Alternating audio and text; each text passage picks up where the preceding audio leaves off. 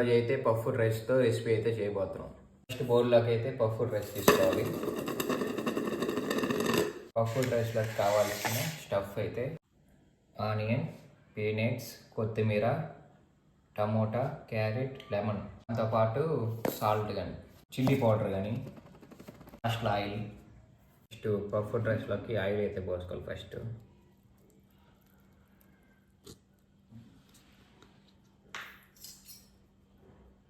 మళ్ళీ మిక్స్ చేసుకోవాలి ఆయిల్ పోసుకున్న తర్వాత.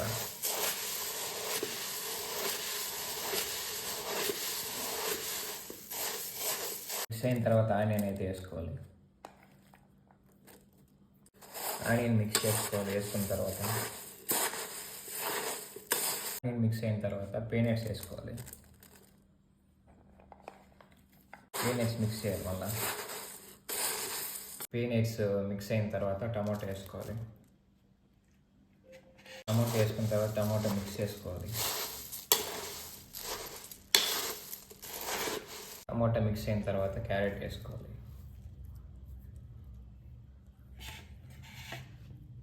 క్యారెట్ వేసుకున్న తర్వాత క్యారెట్ మిక్స్ చేయాలి. బాగా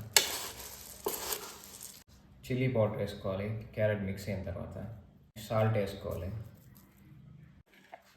కొత్తిమీర వేసుకోవాలి. మిక్స్ చేసుకోవాలి.